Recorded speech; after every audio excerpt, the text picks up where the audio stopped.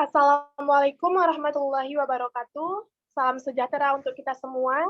Kami dari kelompok 6 yang beranggotakan Feli Fana dengan NIM 200466057, Oliver Kansi Payung dengan NIM 200073053, dan saya sendiri dengan NIM 2002934. Pada pertemuan kali ini, kami akan mempresentasikan materi mengenai administrasi sarana dan prasarana. Untuk materi pertama akan dipaparkan oleh rekan kami, Feli. Kepada Feli, dipersilahkan. Baiklah, Assalamualaikum warahmatullahi wabarakatuh. Saya akan menjelaskan materi mengenai konsep dasar administrasi sarana dan prasarana. Kata administrasi ini berasal dari bahasa Latin ad dan ministro yang mempunyai arti kepada dan melayani. Administrasi ini pun dapat diartikan pelayanan atau pengabdian kepada subjek tertentu. Sarana merupakan alat yang digunakan secara langsung untuk mencapai tujuan, misalnya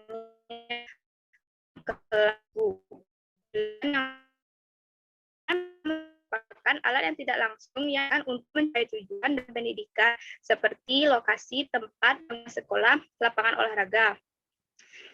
Dan dapat disimpulkan bahwa administrasi sarana dan prasarana ini merupakan suatu hal yang dirancang dan diatur dengan sebaik-baiknya yang berutang atau gedung dengan baik.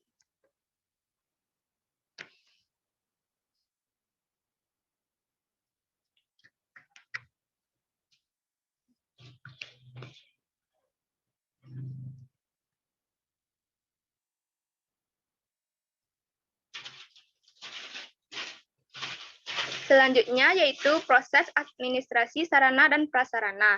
Yang pertama yakni adanya perencanaan.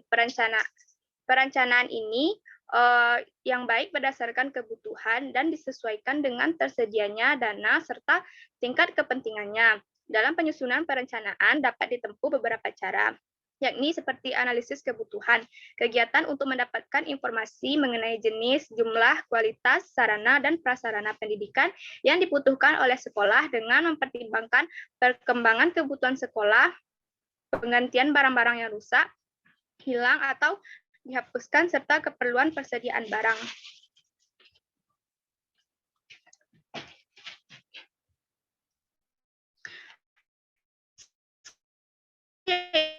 Mengumpulkan data dan informasi mengenai sarana dan prasarana yang pertama ada pengadaan. Pengadaan ini merupakan segala kegiatan untuk menyediakan semua keperluan barang, benda, serta jasa bagi keperluan pelaksanaan tugas.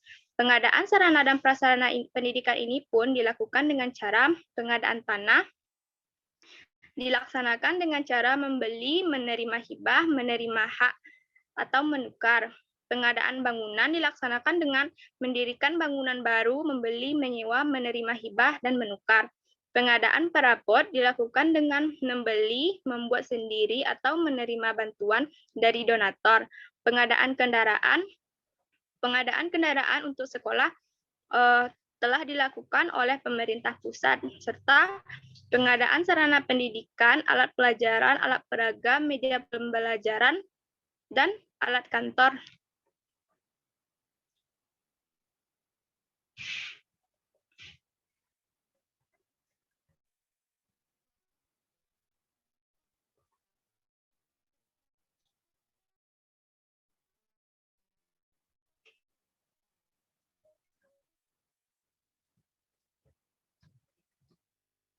Selanjutnya, inventaris. Inventaris ini merupakan kegiatan mencatat serta menyusun daftar sarana dan prasarana yang ada secara teratur menurut ketentuan yang berlaku ke dalam suatu daftar inventaris barang.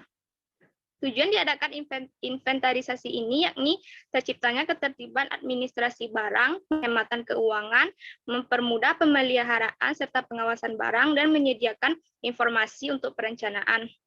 Manfaat inventarisasi ini ialah mencatat dan menghimpun data aset yang dikuasai unit organisasi departemen, menyiapkan dan menyediakan bahan laporan pertanggungjawaban atas penguasaan, menyiapkan dan menyediakan bahan acuan untuk pengawasan aset organisasi atau negara, menyediakan informasi mengenai aset organisasi negara, menyediakan informasi tentang aset yang dikuasai departemen untuk menunjang perencanaan dan pelaksanaan tugas departemen. Hanya itu yang dapat saya sampaikan, saya kembalikan ke moderator. Baik, terima kasih kepada Feli. Untuk materi selanjutnya akan dipaparkan oleh Oliver. Kepada Oliver, dipersilahkan. Baiklah, saya akan melanjutkan tentang materi yang dibawakan oleh Felivana. Yang keempat, penyaluran. Merupakan kegiatan yang menyangkut pemindahan barang dan tanggung jawab dari instansi atau pemegang yang satu kepada instansi atau pemegang yang lain. Kegiatan penyaluran barang meliputi 3 bagian. Yang pertama, penyusunan alokasi. Tujuannya untuk menghindari pemborosan dalam pembagian pendistribusian barang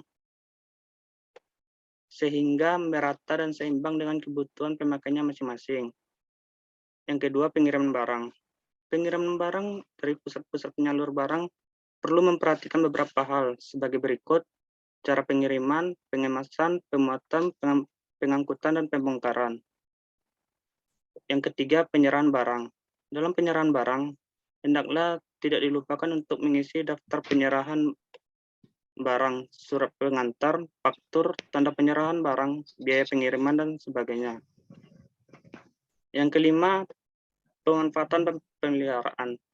Pemeliharaan adalah kegiatan terus-menerus untuk mengusahakan agar barang atau bahan faktor tetap dalam keadaan baik atau siap untuk dipakai.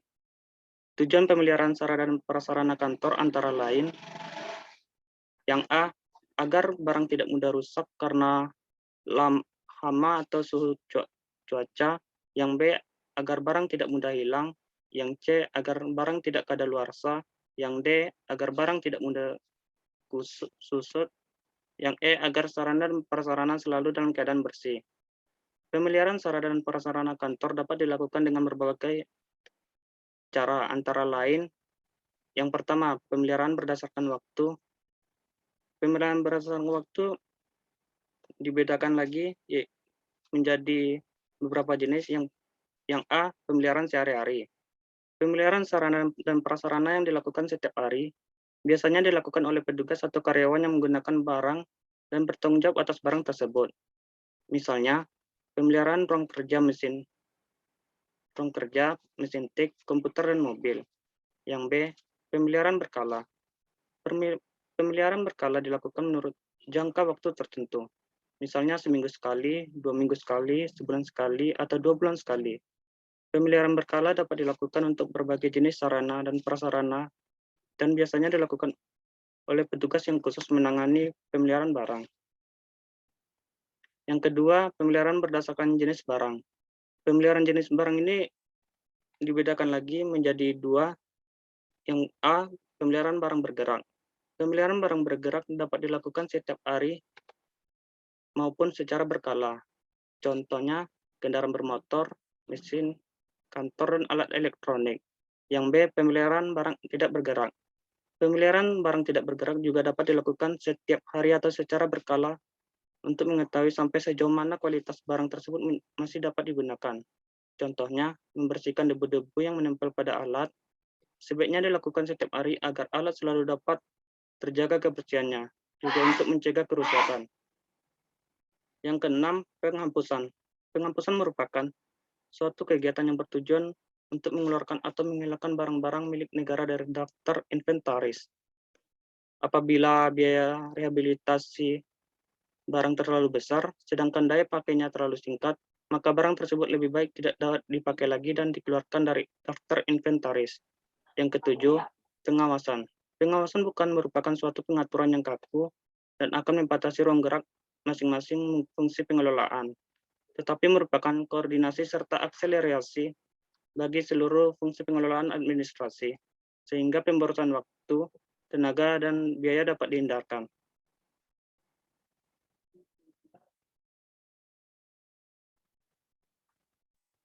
Baiklah, hanya itu bisa saya sampaikan. Saya kembalikan kepada moderator.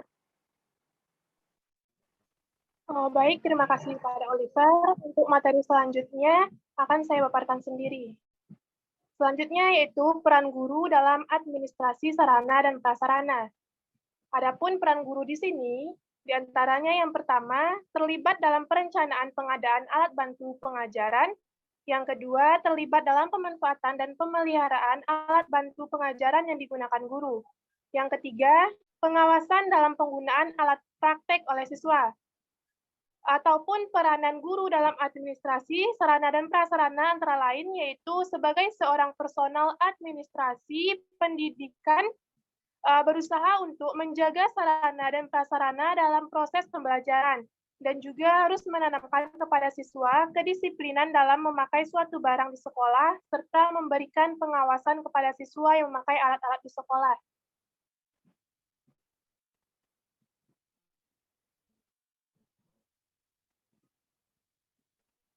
Baiklah, itulah presentasi dari kelompok 6. Terima kasih atas perhatiannya. Kami tutup. Maaf apabila ada kesalahan, kami tutup. Wassalamualaikum warahmatullahi wabarakatuh. Waalaikumsalam warahmatullahi wabarakatuh.